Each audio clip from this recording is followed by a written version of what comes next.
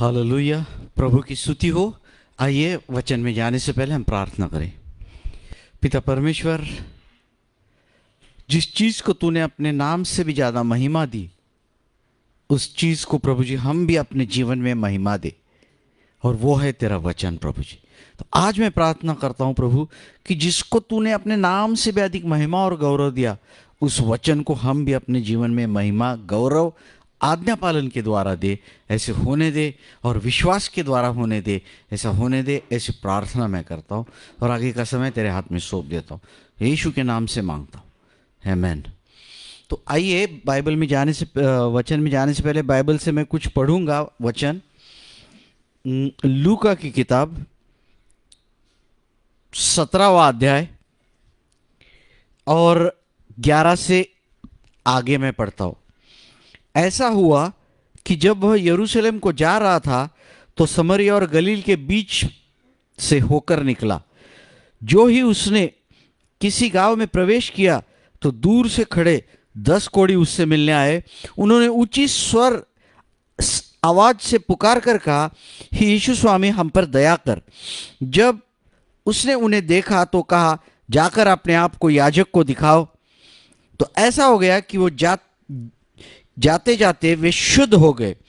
तब उनमें से एक ने जब देखा कि मैं चंगा हो गया हूं, तो ऊंची आवाज में परमेश्वर की बड़ाई करता हुआ लौटा आया और उसे धन्यवाद देते हुए मुंह के बल उसके चरणों पर गिर गया। वह एक सामरी था। इस पर यीशु ने कहा, क्या 10 के 10 शुद्ध नहीं हुए? फिर वे 9 कहाँ हैं? क्या इस परदेशी के अतिरिक्त और कोई नहीं रह गया जो लौटकर परमेश्वर को महिमा देता? उसने उससे कहा, उठकर चला जा, तेरे विश्वास ने तुझे चंगा किया है। और एक वचन में पढ़ूंगा, यशायाह की किताब 43वां अध्याय और 21वां वचन। इस प्रजा को मैंने अपने लिए बनाया है ताकि वो मेरा गुणानुवाद करेगी। आमीन, हालेलुया। तो आज हमने 2 चीजें पढ़ी कि यीशु महाराज यरूशलेम को जा रहे थे, और जैसे वो समरिया और गलील के बीच में से होके जा रहे थे, एक गांव में उन्होंने प्रवेश किया, और जैसे उन्होंने गांव में प्रवेश किया तो वहां 10 कोढ़ी उनसे मिलने आए और दूर खड़े होकर उन्हें चिल्लाकर यीशु से कहा, महाराज हमारे ऊपर दया करो। तब यीशु ने कहा, जाकर अपने याजक को दिखाओ। और जैसे और यीशु की आज्ञा सुनकर जैसे वो जा रहे थे, जाते जाते उन्होंने देखा कि वो चंगे हो गए, अच्छे हो गए। तो उसमें से 10 में से एक लौट कर यीशु के पास आया, उसके चरणों पर मुंह के बल गिर गया और यीशु को उसका धन्यवाद और उसकी महिमा की। तो यीशु ने उससे पूछा, 10 चंगे हो गए थे, तू अकेला आया, तो बाकी 9 किधर है? और यीशु ने कहा, क्या यह परदेशी के अतिरिक्त और कोई नहीं आया परमेश्वर की महिमा करने के लिए? और यीशु ने कहा कि जा, तेरे विश्वास ने तुझे चंगा किया है। ऑलरेडी वो चंगा हो चुका था। इंग्लिश बाइबल में करेक्ट लिखा है, thy faith has made thee whole. तेरे विश्वास ने तुझे पूर्ण चंगा किया है, पूरे रीति से। आमीन, हालेलुया। और उसके बाद एक वचन हमने पढ़ा, यशायाह की किताब 43वां अध्याय 21वां वचन। इस प्रजा को मैंने अपने लिए इसलिए बनाया है कि वो मेरा गुणानुवाद करे, मेरी स्तुति करे और मेरी महिमा करे। आमीन। तो इसलिए तो यीशु ने पूछा, 9 किधर गए? मैंने उनको बनाया ही इसलिए है कि वो मेरी महिमा करे, मेरी स्तुति करे, और वो चंगे होते ही चले गए। इसलिए यीशु ने पूछा कि वो 9 किधर है? क्या कोई और आया नहीं एक परदेशी के अतिरिक्त? तो हमारे जीवन में ये बहुत महत्वपूर्ण बात है। हो सकता है आप कहेंगे कि हमें कोई ऐसा महारोग, कुष्ठ रोग, कोढ़ी हम तो है नहीं, मगर ये कुष्ठ रोग किस दर्शाता है? एक तकलीफ, एक बीमारी, एक समाज से अलग हो जाना, इन चीजों को वो दर्शाता है। तो एक विशेष और महत्वपूर्ण बात है कि इन चीजों से बाहर पड़ने का रास्ता मैं आज आपको बता रहा हूं कि स्तुति करना। और हमारे जीवन का मकसद यही है, अगर आप जी रहे, मेरे जीवन का मकसद कि बनाया ही परमेश्वर ने है कि हम उसकी स्तुति और आराधना और उसकी महिमा करें, उसका धन्यवाद करें। तो ये हमारा पहला फॉरमोस्ट कर्तव्य है हर एक मनुष्य का कि परमेश्वर की स्तुति करे, क्योंकि यीशु ने उसको पूछा बाकी 9 किधर गए जो अच्छा हो गया था। आइए, तो आपके मन में यह सवाल आएगा कि हम क्यों परमेश्वर की स्तुति करें।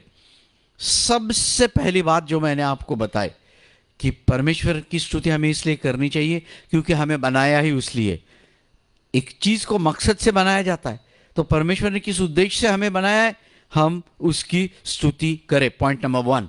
पॉइंट नंबर 2, थिस्सलुनीकियों की पहली पत्री 5वां अध्याय और 18वें वचन में ऐसा लिखा है कि इन एवरीथिंग, हर बातों में, हर परिस्थिति में परमेश्वर को धन्यवाद दो और उसकी स्तुति करो। याद रखो, अंत में यह परिस्थिति बदलकर आपके लिए अच्छी हो जाएगी। एक छोटी सी बात, कहानी मैं आपको बताता हूं। ये जो चीन देश है उसकी कहानी है। और एक उस देश में एक गांव था, छोटे से गांव में एक आदमी रहता था, बूढ़ा हो गया था और उसका एक ही बेटा था। और वो बेटा क्या करता था, अपने बाप की सेवा करता था, खेती में जाता था। और उनके पास एक घोड़ा था, वो घोड़े पर से जाता था, आता था, अपने बाप की सेवा करता था, खेती विति में काम करता था और घर की व्यवस्था रखता था। दोनों ही रहते थे। फिर ऐसा हो गया, एक दिन वो बेटा घोड़े से गिर गया और उसकी हड्डी फ्रैक्चर हो गई, हड्डी टूट गई, टांग टूट गई उसकी, और वो बेड रिडन, बिस्तरे पे लेटा रह गया। अभी उल्टा हो गया काम। बाप उसकी देखभाल करता है, उसको खाना खिलाता है, उसको क्या चाहिए क्या नहीं देखता है, और काम भी बाप करता है। बड़ा दुखी हो गया बाप। बाप ने कहा कि ये क्या, एक ही बेटा था और वो भी ऐसा लंगड़ा हो गया और पैर फ्रैक्चर हो गया उसको, और वो भी बिस्तर पे बेड रिडन है। मगर कुछ दिनों के बाद वर्ल्ड वॉर 2, दूसरा महायुद्ध ब्रेकआउट हो गया और गवर्नमेंट के सभी लोग उस गांव में आए। बोले जितने जितने जितने जितने नौजवान लोग हैं, चलो मिलिट्री में भर्ती हो जाओ, सैनिक आपको बनना है और देश के लिए लड़ना है। तो गांव के सभी जवान लोग, जो उसके फ्रेंड्स, दोस्त, अन्य लोग थे, गवर्नमेंट सरकार उनको लेके गई, भर्ती कराई और वो युद्ध करने के लिए सैनिक बन के चले गए। और अफसोस की बात यह है, वो दोबारा लौटकर कभी गांव में नहीं आए। और कुछ महीनों के बाद, 1.5-2 महीने और चले गए ऐसे, इसकी टांग जो टूट गई थी, हड्डी जो फ्रैक्चर हो गई थी, वो ठीक हो गई। वो लड़का धीरे धीरे चलने लगा। और जब गांव में कोई भी नौजवान व्यक्ति नहीं रहा, ये लड़का रह गया जो अपने बाप की सेवा फिर से करने लगा, खेती भी करने लगा और सब चीज। वो बूढ़े आदमी का मन नाराज हो गया था कि एक ही बेटा और मैं उसकी सेवा करूं, मैं बूढ़ा हो गया। मगर परमेश्वर का धन्यवाद करो, अंत में सब चीजें। इसीलिए 1 थिस्सलुनीकियों 5:18 और इफिसियों की पत्री 5वां अध्याय 20वें वचन, हर बात में बाइबल में ऐसा नहीं कहा है कि जब अच्छे हो जाओगे, चंगे हो जाओगे, नौकरी में बढ़ोतरी मिलेगी, नया घर मिलेगा, शादी हो जाएगी और कोई जमीन मिलेगा तो परमेश्वर की स्तुति करो, ऐसा लिखा है क्या? बिल्कुल नहीं। क्या लिखा है? हर परिस्थिति में, इन एवरीथिंग, हर बात में परमेश्वर की स्तुति करो। आमेन, हालेलुया। 2 पॉइंट मैंने महत्वपूर्ण आपको बताए। तीसरी महत्वपूर्ण बात यह है कि हम यहोवा की स्तुति क्यों करें। बाइबल में कहा है यहोवा का धन्यवाद करो क्योंकि वो अच्छा है, क्योंकि वो भला है और उसकी करुणा सदा की है, धन्यवाद करो। भजन संहिता 136 से 140 तक कहा है, इसलिए करो कि वो दया सागर है, इसलिए करो कि वो करुणा निदान है, इसलिए करो कि वो आपके ऊपर हमेशा आपकी भलाई, चंगाई, अच्छी चीज करने के लिए यहोवा देखता है। पॉइंट नंबर 4, हमें क्यों यहोवा की स्तुति करनी चाहिए। भजन संहिता 48 और पहले वचन में लिखा है, great is the Lord and greatly to be praised in the city of our God, in the mountains of his holiness. Bible में क्या कहा है? परमेश्वर महान है, अति महान है, और उसकी स्तुति करनी कैसी करनी चाहिए? अति स्तुति करनी चाहिए। बाइबल में लिखा है, वो वचन मैं नहीं पढ़ रहा हूं। महान परमेश्वर अति स्तुति के योग्य है वो। तो परमेश्वर महान है, उसकी स्तुति करो। वो दया सागर, करुणा निदान है, भला है, उसकी स्तुति करो। परमेश्वर की आज्ञाएं हर परिस्थिति, हर बात में उसकी स्तुति करो। और चौथी महत्वपूर्ण बात है, परमेश्वर की इच्छा है, मैंने बनाया ही इसलिए, इच्छा भी है और बनाया इसलिए स्तुति करना अत्यंत आवश्यक है। हालेलुया। अभी हम दूसरे पॉइंट पे, मैंने आपको बताया क्यों स्तुति करनी चाहिए। दूसरे मुद्दे पे हम चलते हैं कि हमें परमेश्वर की स्तुति कैसे करनी चाहिए। देखो बाइबल में हमेशा तीन तीन तीन भाग कहे हैं। 1 थेस्सलोनियन 5:23 में, थेस्सलोनियों की पहली पत्री 5:23 में क्या कहा है? मनुष्य के तीन भाग है। कौन से तीन भाग है? आत्मा, प्राण, शरीर। नहीं तो आत्मा, मन, शरीर। आमीन। और देखिए आप समझो, पुराने नियम में आप जाएंगे तो क्या है? मेल मिलाप वाला तंबू, जो परमेश्वर का तंबू जहां पर उसकी उपस्थिति उतर के आती थी, उसमें कौन से भाग है? तीन भाग है। परम पवित्र स्थान, पवित्र स्थान और बाहरी मैदान या आउटर कोर्ट, बाहर की जगह। आमीन। तो इस हिसाब से आप देखिए कि परमेश्वर जो परम पवित्र स्थान और बाहरी मैदान, मेल मिलाप वाले तंबू में भी ये तीन भाग है। तो जो परमेश्वर की स्तुति कैसे करनी चाहिए? करंथियों की पहली पत्री 14वां अध्याय और 15वें वचन में प्रेषित पौलुस कहता है कि मैं परमेश्वर की स्तुति आत्मा से करूंगा और बुद्धि से भी करूंगा। मैं परमेश्वर की प्रार्थना आत्मा से करूंगा और बुद्धि से भी करूंगा। पहले क्या आता है? आत्मा। आत्मा जो आपके जीवन का सबसे महत्वपूर्ण भाग है और जो परमेश्वर के समान, यीशु के समान बन गया है, पूरा नया है, परफेक्ट है, कोई उसमें कमी घटी नहीं है। आत्मा से परमेश्वर की स्तुति करनी चाहिए, पहली बात। दूसरी बात, जब दूसरा भाग कौन सा है? हमारा मन, हमारा प्राण, जो भी है, जिसको अंग्रेजी में स्पिरिट, सोल, बॉडी में सोल कहा जाता है, उससे भी आपको परमेश्वर की स्तुति करनी चाहिए। आमीन। कैसे स्तुति और परमेश्वर की करेंगे? भजन संहिता 111 और पहले वचन में ऐसा कहा है कि पूरे मन से परमेश्वर की स्तुति करो। हालेलुया। वहां पर वो कहता है, क्या कहता है?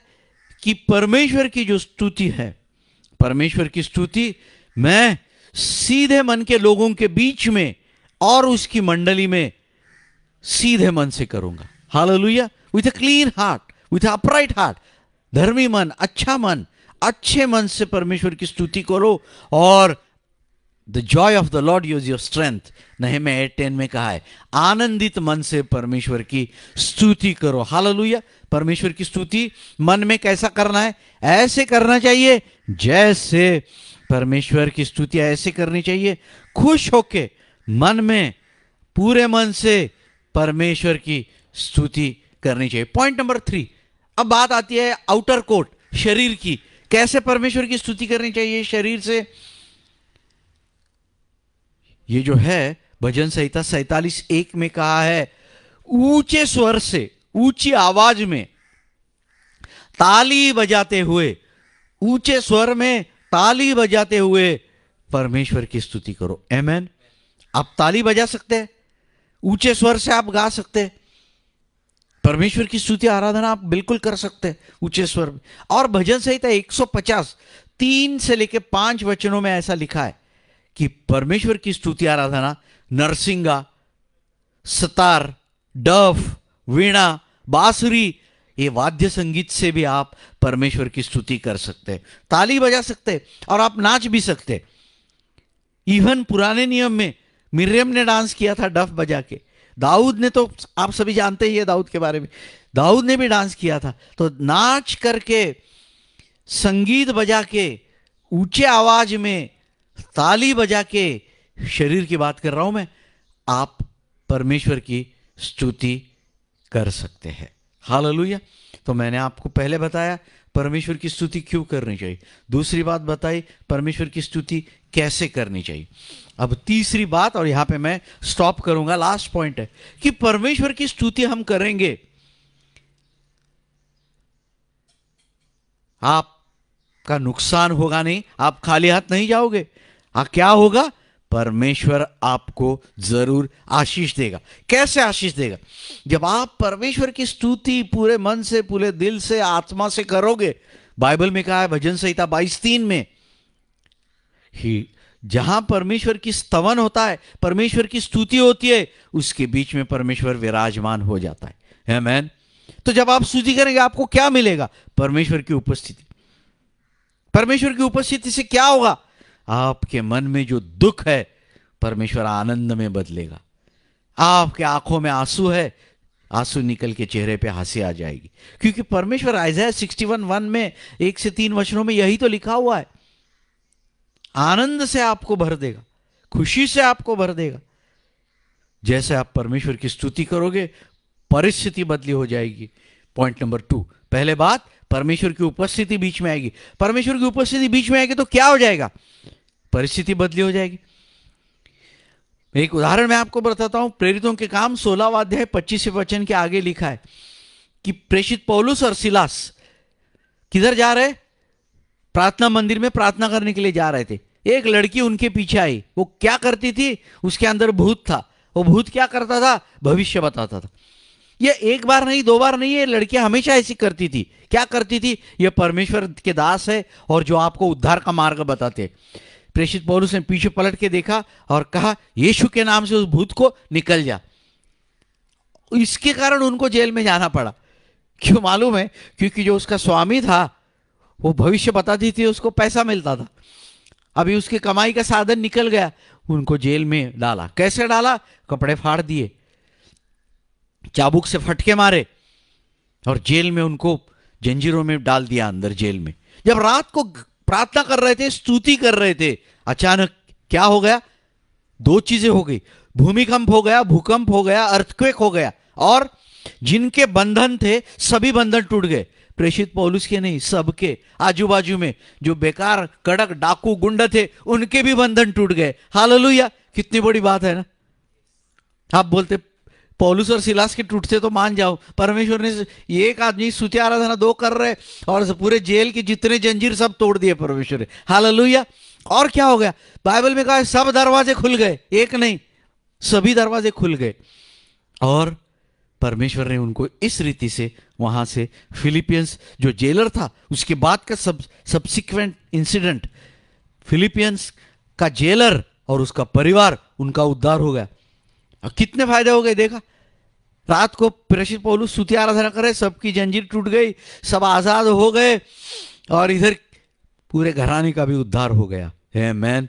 स्तुति करने में बहुत सामर्थ्य है, और आपके लाइफस्टाइल मतलब जीने का तरीका और जीने का मकसद स्तुति होना चाहिए। आमीन। हालेलुया। अभी हम आगे चलते। जब आप स्तुति करोगे, बड़ा कठिन समय आपके सामने खड़ा है, आगे जाने के सब रास्ते बंद है, अब कुछ नहीं कर सकते। यूहन्ना की किताब 11वां अध्याय और 41वें वचन में क्या था? यीशु कठिन परिस्थिति के सामने था। लाजरस मर गया, 4 दिन हो गए, कब्र रखा था, पत्थर रखा था। यीशु ने कहा पत्थर निकालो। उसकी बहनें कहने लगी अंदर से बदबू, गंदी बास आएगी। यीशु ने मुझसे कहा, मैंने कहा था ना अगर तू विश्वास करेगी तो महिमा देखेगी। निकाला, और यीशु ने पहले उस परमेश्वर की स्तुति किया, धन्यवाद दिया उसको। हे पिता, तू मेरी प्रार्थना हमेशा सुनता है, मैं तेरे नाम को धन्यवाद देता। और जैसे यीशु ने कहा लाजरस बाहर निकला, लाजरस बाहर जिंदा हो गया बाहर। आमीन। देखा परिस्थिति कैसे बदली हो गई। फिर जहां उसकी बहनें यहूदी सब रो रहे थे, your sorrow will turn into Joy.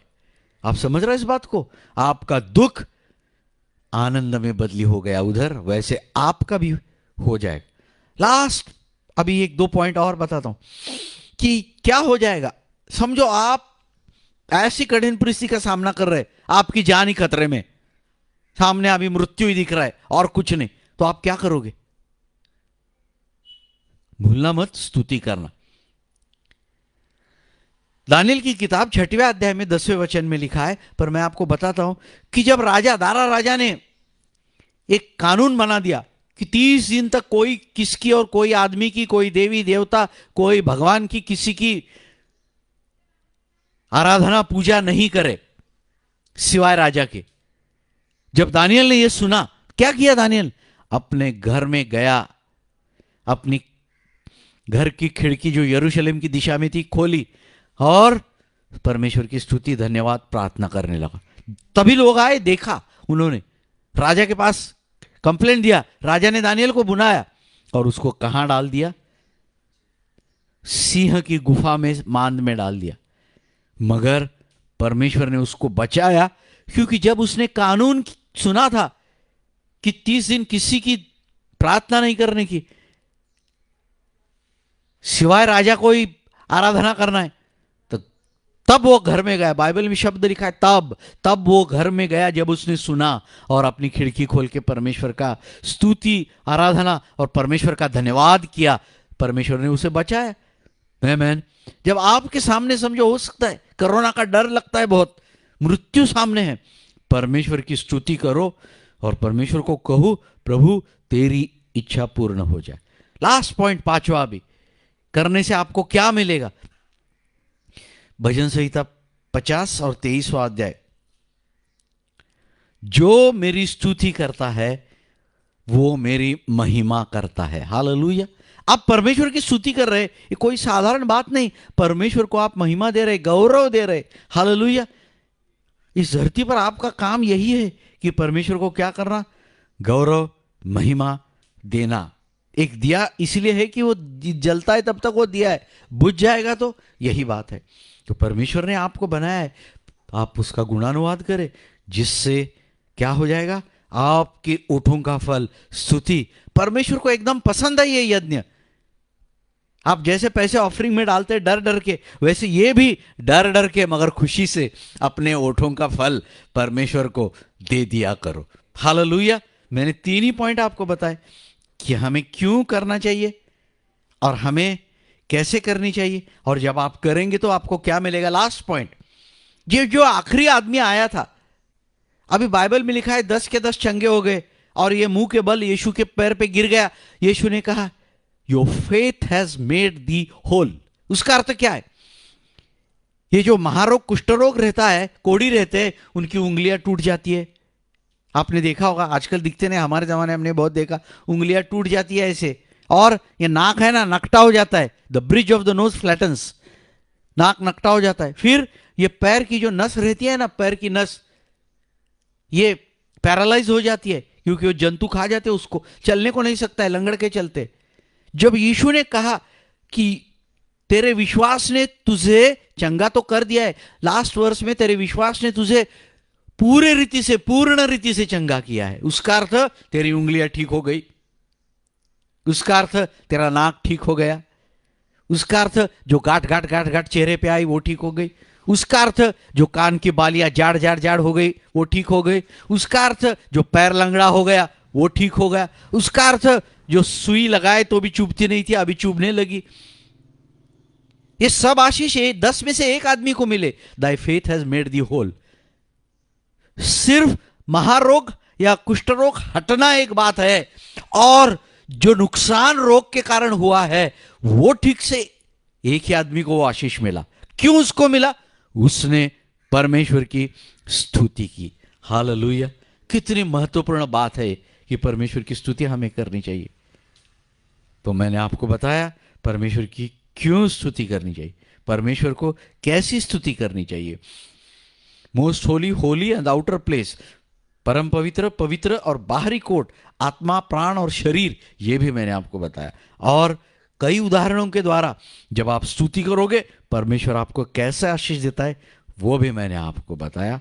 अभी आप सिर्फ इतना ही कीजिए कि जो सुना है उसको आचरण में लाएंगे, स्तुति करते रहेंगे, आपका जीवन नक्की बदली हो जाएगा। आमीन। हालेलुया। आइए अपने सिरों को झुकाए और हम प्रार्थना करें।